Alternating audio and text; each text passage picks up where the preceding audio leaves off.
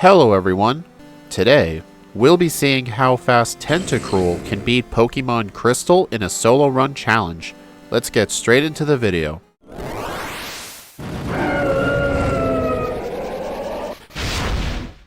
Yeah, I actually thought this was going to be a lot better of a run because, water types are generally pretty good. But this isn't Generation 1. We need to take a look at this thing's stats, move pool, especially the move pool. But first, let's take a look at the stats, because they will definitely paint the picture for the moveset. We have 80 HP, 70 attack, 65 defense, 80 special attack, 120 special defense, and 100 speed, and we're also in the slow level up group. Honestly, these stats are kind of justified to be in the slow level up group, but you may be asking, hey, these are pretty decent. What's wrong with this Pokemon? Well, first we need to take a look at the level up moveset. As you can see on the overlay, our starting moveset is Constrict, Poison Sting, and Supersonic. Constrict is the worst damaging move in the entire game. It's only 10 base power, which is insane. Even if you were a normal type and got Stab, it'd be the equivalent power of Poison Sting. And speaking of which, we get that as well. And with the same type attack bonus, Poison Sting is going to be a roughly 22 power move, which is still awful. And Supersonic is just a horribly inaccurate move in general, unless Zubat used it, of course. And then all the way at level 19 is when we'll get our next new move, Acid. Yeah, Acid. Unfortunately, it's just going to have to be our best move at that point. But at least at level 25, we'll get access to Bubble Beam. But with the fact that we're in the slow level up group, it wouldn't surprise me if we end up getting Surf before we get access to that. And then we get Wrap, Barrier, Screech, and Hydro Pump. Barrier will have some niche uses, but it's not going to be too useful in this run. And if we take a look at the TM set, we really do not get much to work with either. We get some ice moves like Blizzard, Icy Wind, as well as the Tutor Ice Beam if we want that in the post game. And more importantly, we also do get the TM for Sludge Bomb. Sludge Bomb with the same type attack bonus is a roughly 135 power move. And honestly, I feel like if all we're going to be using is Surf and some physical move like Sludge Bomb, we really do not need Return. So yeah, for the first time in a long time, I will actually not be playing this game on a Sunday for Return. I'm going to be playing on a Friday so that way I can get the Poison Barb. It will boost the power of poison moves by 10%. Plus in the early game, it'll help Poison Sting just a little bit. It'll go from a 22 power move to a 24 power move. I mean, it's something, I guess. But here's something that's even worse. You can see how I normally name my Pokemon Speed, named after myself obviously. I named this Pokemon Torture. This is my third attempted playthrough with this thing. I've never once gotten past the early game at this point, and this is my final playthrough, so obviously I did beat the game with it. But the main problem is that Poison Sting and Constrict and Supersonic are so horrifically bad, it's actually going to be better for us to attempt to get Struggle as soon as possible. Plus, here's the other thing. When we get to Faulkner, his Pidgey and Pidgeotto have Mud Slap. And I can guarantee you the Pidgey will go for Mud Slap because it detects Mud Slap will do more damage than Tackle. So we're going to be dealing with horrifically bad accuracy issues. And if we have to rely on like Poison Sting and Supersonic, which will probably like 5-hit the Pidgey for all I know, the fight is going to become absolute hell.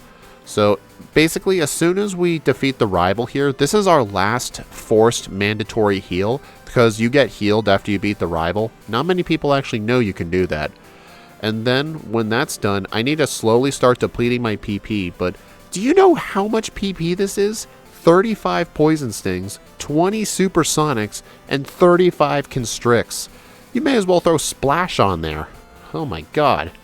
And you know what's funny? I've actually played a run like this before. About 1.5 years ago, I played the game with Fortress on a live stream, and basically, the thing has self-destruct on its moveset, so it was impossible to get Struggle. So what you had to do, in the slow level up group mind you, is grind in the wild with Tackle until level 22, and then you can learn a new move by level up, and then you can actually get rid of self-destruct, then get Struggle. Because Fortress only has normal moves at this point, and it needs Struggle to defeat the rival's Ghastly.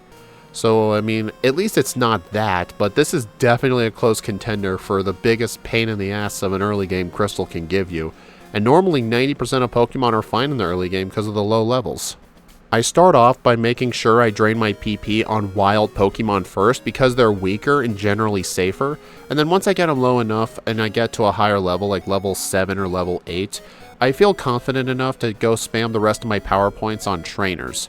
And fortunately, by the time I get to Violet, I am able to drain all of my power points. I know when Axew was routing this run for me, he said he went into the Sprout Tower to do it, but in my first and second playthroughs, these Bellsprout are actually kind of annoying, because even if they don't have growth, the Vine Whips still do around like 5 damage each. It's really awful. But when I do have struggle, I still go in there because I do need the training. Because I want to get Acid as soon as possible at level 19. Because with Stab, it's going to be a 60 power move. And here's the other thing, we do not learn Swift or Headbutt. So Acid is going to be our best physical move for quite a while until we get access to Sludge Bomb. And the one thing that comes out of having to use struggle strats is you got to make sure you buy a buttload of potions. Fortunately, when I finish the Sprout Tower, I do everybody except Elder Lee because he has 3 Pokemon and I really don't want to deal with that. I'm able to defeat Birdkeeper Abe at level 10 into a level 11, and then I can defeat the Bidgey trainer right afterwards. So honestly, I feel like now's as good a time as any to go take on the first gym leader, Faulkner.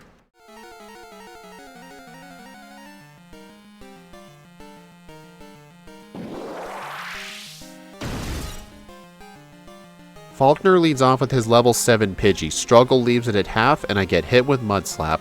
Yep, level 11's the 2-shot, so at least I only have 1 Mud Slap. But here's the thing, the Pidgeotto here is going to have to be a 3 to 4 hit with Struggle. I do hold a Berry just to give myself a little bit extra time, but on the bright side, Pidgeotto is no longer using Mud Slap because it detects that Gust is actually going to do more damage because of Stab, which it actually will. But fortunately, I don't end up missing too many times, and at low HP, I'm able to defeat the Pidgeotto on the very first try. Yeah, in my first couple of attempts, Faulkner went horrifically bad. And then as soon as I get to the Violet City Pokemon Center, I have to actually get the egg and deposit it. Normally I heal at this point. It took a lot of muscle memory restraint to prevent me from healing at the center here. Because the thing is, when you heal at the center, you end up getting all your power points back. And remember when I said that the rival battle was the last mandatory heal? Yeah, I kind of lied. I have to keep using Struggle. I gotta use Struggle on the rival fight because the alternative is Supersonic into Poison Sting on the Ghastly. And I actually did do that for a bunch of early attempts, and it went awful. I ended up starting over my previous run before this because I had like 15 or so resets on the rival, and I only made it to the Zubat twice. And the Zubat is his second Pokemon. And also, as you can see in Union Cave right here, I actually do get a quick reset. I actually saved before talking to these spinners right here, because the reason I did that was because I really do not want to fight the Geodudes. So if I encounter these spinners by mistake, I just go ahead and reset. And I end up getting 4 quick resets because of it. Oh well. And then as soon as I get to the Slowpoke well, I go ahead and save before each of these rocket grunts right here, because as I've stated in previous attempts, believe it or not, in my first attempt, I actually had a blackout to one of these rocket grunts. And here's the thing, I cannot afford to black out on any of these guys, because if I black out, I will get all of my power points back. And also, if you're wondering why I'm sounding a little stuffed today, allergy season, you know, it's June as I'm recording this. I'm having constant allergy problems, and my nose just gets randomly stuffed, and there's literally nothing I can do about it. It just goes away on its own, so bear with me on it, please. Thank you. But yeah, while explaining that, I did have a reset on a rocket grunt, but that's fine. That's why I saved. And get this, as soon as I defeat the rocket grunt with the coughing, Kurt takes me back to his house, and he actually automatically heals your Pokemon. Normally, I'm happy when he does that, but this is one of those instances where I'm actually kind of upset he did, because now I need to go into the wild and get all of my power points down so I can get Struggle back. But fortunately, it's not too bad. The key is just remember to buy some potions. And also, you may be wondering why it's daytime, because usually in most of my crystal runs I play at nighttime so I can make sure I get Curse. I actually set the time to Friday at 3 p.m. so that way when I get to Kanto it'll be dark, plus while I'm still in Johto, I can actually have it daytime. And on this route right here, there's a 35% chance of Hoppip here. and Hoppip have no attacking moves, so it'll definitely help out a lot when trying to get rid of my Constricts and Supersonics. And this route here does have Geodude as well. Don't even bother fighting the Geodudes. I've definitely forgotten that before. And fortunately, it didn't really take much work to drain all my power points, so now I have to go take on the rival. Though Quilava is actually going to be a 4 to 5 shot with Struggle, and he does have Smokescreen. But fortunately, Tentacruel is honestly kind of a champ here. I did not miss a single Struggle despite that one Smokescreen. So yeah, congratulations to him. I'm actually kind of impressed. Plus, if you want to know why I fought the rival before Bugsy, it's so that way I can gain access to the forest and get myself the HM for Cut, and I will actually be teaching this. You know we're dealing with a really bad early game when we have to teach Cut of all things. I actually did this with my Blossom and Vileplume runs earlier in the year, and that's because their early game movesets are just so horrifically bad, I just have to deal with it. It does mean, though, that I cannot delete it until I get to Blackthorn City where the move deleter is, but that's fine though. I don't really plan on ever teaching Return for this thing anyway, so it's not like I'll have to delay it or anything like that. And now with this move, let's go ahead and take on the second gym leader, Bugsy.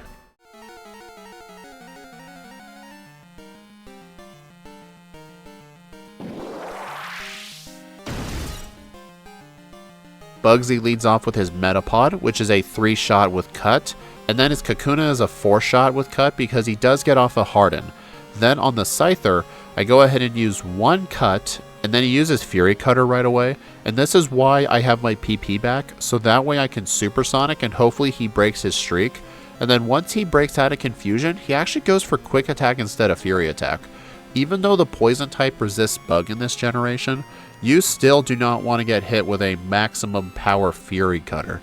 So it's a very good thing I first tried. And now, just because we're past Bugsy, it does not mean we're out of the woods yet. Tentacruel is still going to have a lot of problems in this early game. I make my way to Goldenrod City, and I go into the underground and actually fight all the trainers. So that way I can get to level 19 and finally learn Acid. Man, my nose is still really stuffed today. I'm so sorry about this. It just will not go away. And as soon as I finish all of the Goldenrod errands, let's go ahead and take on the third gym leader, Whitney. This is still going to be bad. Not as bad as the rival fight, but still, it's going to have some problems.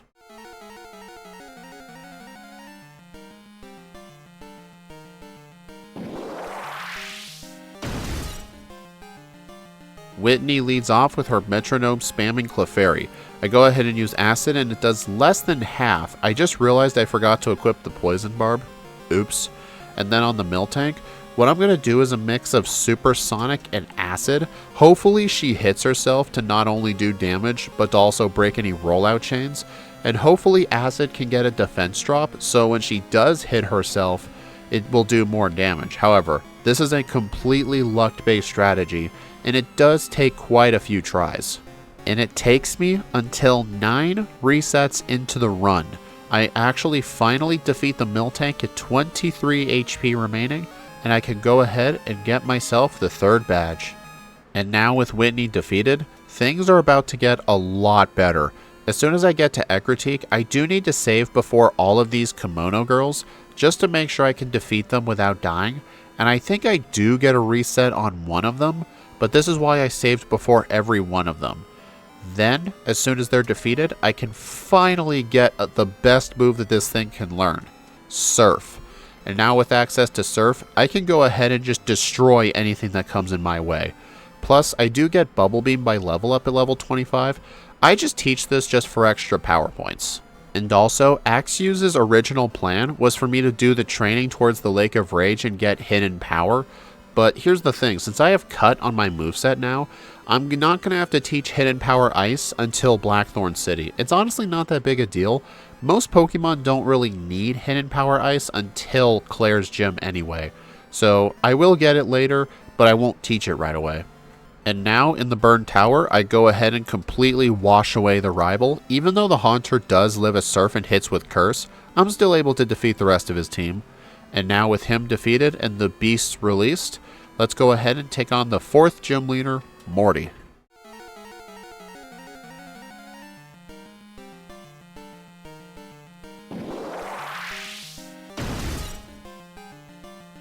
Morty leads off with his first Ghastly. Surf is a one-shot, the Haunter is a one-shot, and then on the Gengar, while I do outspeed, it actually puts me to sleep and kills me with 2 Dream Eaters, giving me my very first reset since Whitney. Yeah, that's annoying. On the second attempt, he actually just uses Mean Look, which I was kinda hoping for. I mean, there is a Mint Berry you can get, but 1, it's kind of out of the way for Morty, and 2, we're actually going to be saving that Mint Berry for Chuck, because Chuck's Poliwrath is going to be kind of annoying to knock out with a Water type, especially when our best moves are Surf and Acid. Then inside Olivine City, I go ahead and fish myself up a Krabby, and then clear out the entire lighthouse, and now we can go surf our way to Cianwood City. One great thing that will go our way in this gym is that the Poison type does resist the Fighting type, so this isn't going to be too bad, but I will have the Mint Berry for safety. Okay, Chuck, let's see what you got.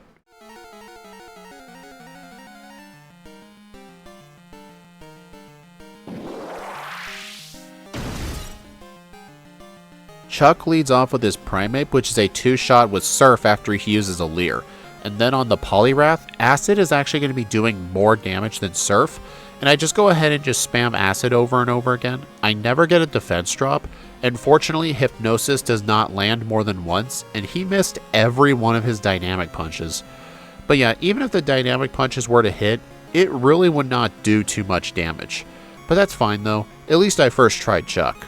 Then I can teach Fly to Kenya, surf my way over to Mahogany, and up towards the Lake of Rage. I do a lot of the good training up there, and I also get the TM for Hidden Power, which is going to be useful later in the game. And then after I defeat the Red Gyarados, which I did save before because Dragon Rage is kind of scary sometimes, I can go ahead and help Lance clear out the Rocket Hideout with no casualties, at least on my part. And then now I can take on either Price or Jasmine. And even though Jasmine's going to be very easy, I decide while I'm in the area to just fight Price first. Let's do this.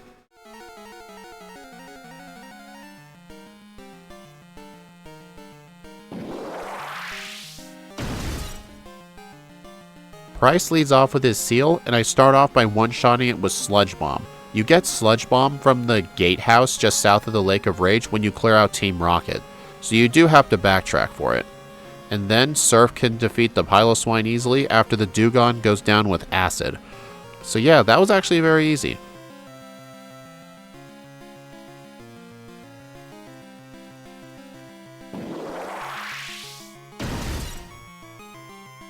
And now with Price defeated, we need to go quickly clear out Jasmine. Surf is a one-shot on the Magnemite. Surf is a one-shot on the Magnemite. And the Surf is one-shot on the Steelix. Didn't even need to play an intro for that, but I'm just trying to extend the length of the video. Make sure y'all like and subscribe and all that fun stuff. And as soon as Jasmine's defeated, we get the dreaded phone call from Professor Elm, because apparently we're the only one who can defeat an evil team organization. But that's fine though, they were completely easy. But I do want to point out something. In the underground right here, I actually get a reset on this Rocket Grunt because I actually ran out of potions. And I ended up dying, so I had to reset. And my last save point was actually before the rival down here, which I did first try earlier. So, yeah, it's a shame I had to fight him again, but I at least just wanted to point out I did have one casualty here. But it was honestly just player-induced error. Like, I should have gotten extra super potions, or max potions. There's plenty I can pick up. And now with the basement cleared out, I need to go into the department store, not get return, but instead go buy some vitamins. And today's vitamin of the day is actually protein. We actually need as much attack as we can because we're going to be using Sludge Bomb on the red fight. Plus I have some money left over, so I go ahead and buy 4 irons. I'm not really too sure how the irons are going to be useful. It's just what Axie recommended. But now that I think about it, I probably should have bought some calcium because I did have some range issues when using Hidden Power Ice and Surf on later opponents. So honestly, if I were to do this run again, which I don't want to, the early game is absolute torture, I would probably have gotten calcium, but oh well, it's not like the irons are going to be useless. And now the entire Rocket Radio Tower is cleared out, and now we can make our way to Ice Path, go through it, and then we emerge through Blackthorn City. Before I go take on Claire, I'm going to go to the move deleter and finally delete Cut off of our moveset So now we can have Hidden Power Ice. Let's go do this.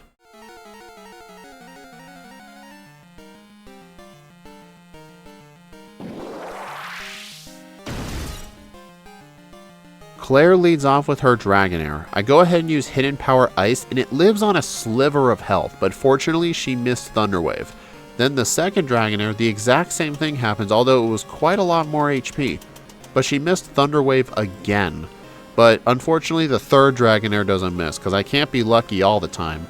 Then on the Kingdra, it does hit me with a Smokescreen and a Hyper Beam, but I'm actually able to land both Sludge Bombs and actually first try Claire. This is the reason why I think I should have gotten Calcium. Plus, there was a Never Melt Ice in the Ice Cave, and I actually chose not to get it. I think that was a mistake. If I had gotten Calcium and the Never Melt Ice, all of her Dragonairs would have been one-shots. So, yeah, honestly, I think that was just a misplay on my end. Well, not really a misplay, more like an oversight. Then I can solve the quiz for the Dratini as well as the badge from Claire, but believe it or not, or I guess you should believe it if you've seen my live streams, I actually forgot to get the Dratini, and when I was inside Mount Mortar trying to get the waterfall candy, I realized I forgot, so I had to go fly back and get it and take the walk of shame back to the Dratini. I'm like, hey, I know I got a free Dratini, but I may have forgotten it. Can I have it now? So yeah, that was a little awkward. But now with Dratini and Waterfall, I can go back to Mount Mortar and actually go get that rare candy. And then I go to the Whirl Islands. The thing is, I'm going to need 10 rare candies because I want level 70 for red. And with the slow level up group, getting to level 60 is actually kind of cutting it close when you do just the bare minimum training. But that's fine though. This rare candy isn't really too bad in the Whirl Islands, although I did have to look up a map because I didn't have Flash because I never fought Elder Lee. Well, his name is Elder Lee in Heart Gold. I think in Crystal he's named Sage Lee. So yeah, I should really stop, well, not really dead naming, more like future naming him. I don't really know what the proper term for that is, but I was able to get the rare candy and make my way into Kanto. Just before I enter Victory Road though, I do fight a lot of the trainers just to get more XP before the league. And with all that extra XP, the rival fight is very easy, and we arrive at the Indigo Plateau. I go ahead and heal at the center by some full restores, and now we can go take on the final 5 trainers. Let's do this shit. I couldn't really breathe in through my nose, so you're just going to have to deal with me breathing in through my mouth, which you probably never even heard. But anyway, let's get started. Let's do this shit.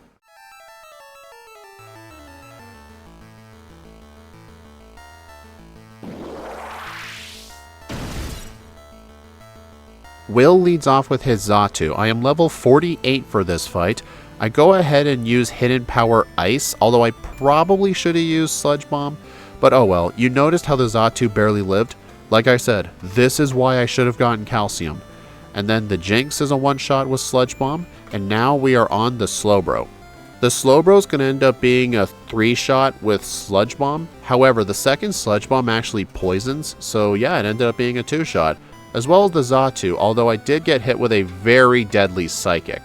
But that's fine though, at least I was able to live, and then defeat the Zatu and the Exeggutor.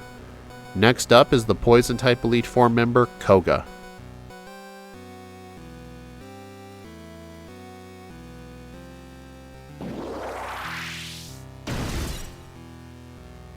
Koga leads off with his Ariados. It just goes for double team as I 2-shot it with Surf.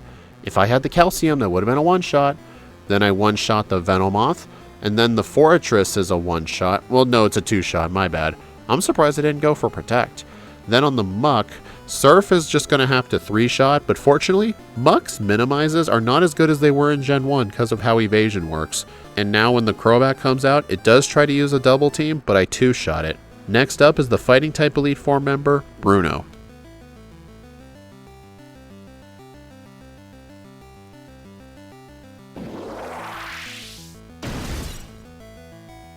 This is going to be one of the few uses for Barrier.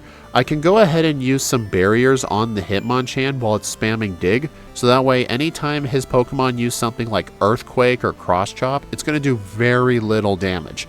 I'm mainly worried about the Earthquakes from the Onix, but then again, I would just one-shot the Onixes anyway. It's better to not need and have it than to need it and not have it. Anyway, next up is the Dark-type Elite Four member, Karen.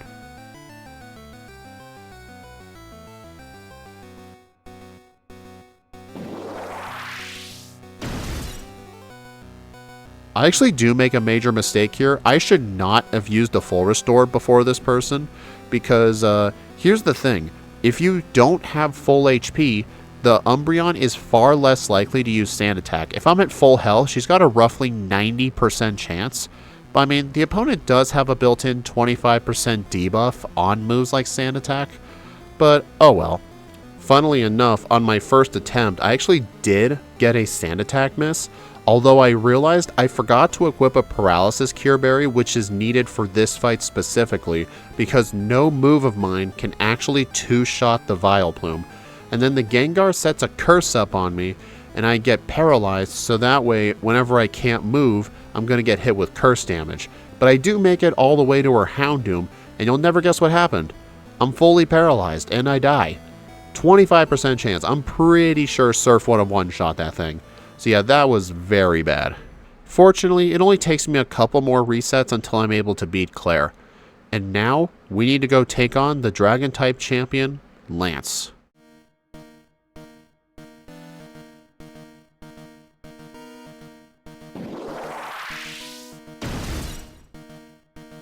Water types generally have a very easy time with this guy.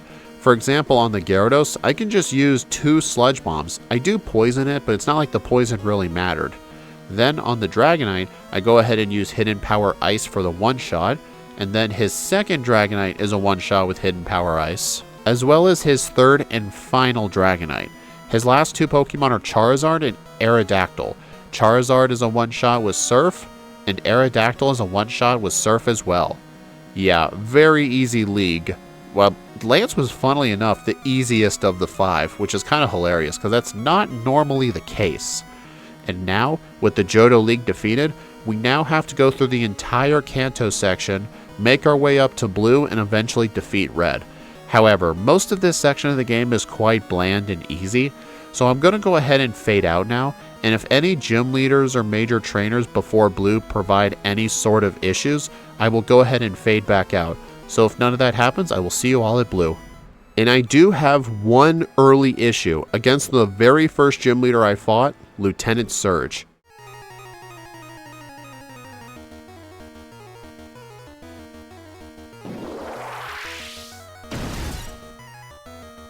The reason I had problems here is because I decided to use Surf on the Raichu when Sludge Bomb was the better answer, and I got hit with Thunder, which actually paralyzed me, and I ended up getting a very quick reset because of it. I am able to take care of his Raichu properly on the second attempt, and even though some of his Pokemon are not one-shots, and they mainly just use Double Team, I am able to defeat his team kind of easily. Okay, hopefully no one else provides any problems, because Surge is usually a bad gym leader. We are now in Viridian City. I had no problems with any of the other badges, although I did save Misty for last, because sometimes she can be difficult, but she wasn't today. Now, we need to go fight Blue.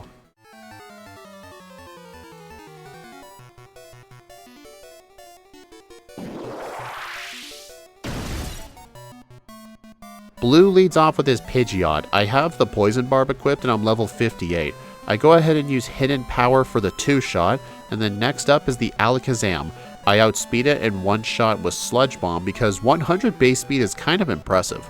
And then Surf obviously defeats the Rhydon as well as its entire family. Then on the Gyarados, Sludge Bomb is a 2-shot thanks to the power of Poison Barb. And then the Exeggutor is a 1-shot with Sludge Bomb, as well as his final Arcanine. Well, not Sludge Bomb. I should have used Surf, but oops, oh well. Funnily enough, I actually poisoned him twice.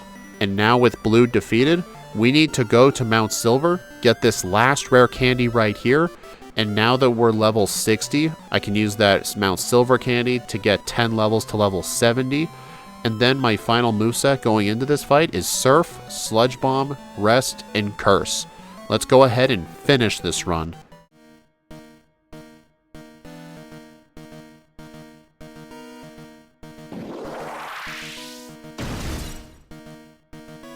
Red leads off with his Pikachu. Sludge Bomb is going to one-shot this thing, and he sends out Espeon next.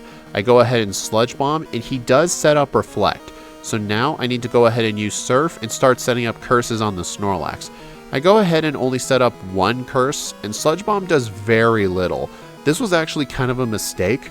I did not need many curses for this fight, but I should have just set up anyway. I literally have Curse and Rest. There's literally no downside to doing it. And then as soon as I defeat the Snorlax, next up is the Venusaur. It sets up a Sunny Day and starts spamming Solar Beam and defeats me. So yeah, that was a clear misplay. On the next attempt, the Espeon actually used Psychic instead of Reflect, and it one-shot me thanks to a crit. So yeah, very quick loss there. Not my fault this time. But then on the third attempt, I crit him. So now on the Snorlax, I go ahead and set up 1 curse, 2 curse, and 3 curses. This is all I really need, because at 3 curses without Reflect, Snorlax has a one-shot with Sludge Bomb. Then the Venusaur uses Sunny Day as I one-shot it, and he sends out Blastoise in the sun. Fortunately, he misses Blizzard, not giving him a chance to freeze me, although he does hit the second one. Then on the Charizard, I go ahead and use Sludge Bomb. Flamethrower puts me at 80 HP, and then the Charizard goes down, and Tentacruel clocks in. With a real time of 1 hour, 36 minutes, and 10 seconds, with 17 resets, 0 blackouts at level 70, with a game time of 5 hours and 49 minutes. So yeah, honestly, even if you were to try and do an optimized run of this, you're going to get tons of resets potentially at Falkner, potentially at Bugsy, potentially at Rival 2. I mean, not really because of struggle, but Whitney will definitely give you problems as well. I had 9 resets leaving the Whitney split. So if you count the run as starting when I get the Surf HM, I only really got like 8 resets, and I feel like half of those was induced player error or not buying calcium. So honestly, if this Pokemon had started with like, oh, I don't know, Water Gun, or better yet, why not have level 1 Acid? If this thing started with Acid at level 1, it would have a slow early game, but I wouldn't have to grind for Struggle, because that takes so frickin' long. But anyway, I'm glad to be finished with this. And if we take a look at the leaderboard, this definitely finished near the bottom.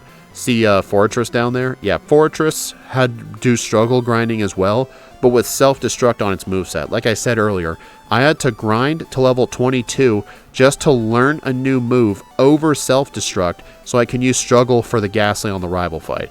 It was awful. But anyway, I hope y'all enjoyed this torturous run. Please like, comment, subscribe if you want to see more, and be sure to follow me on my socials or support me through YouTube memberships.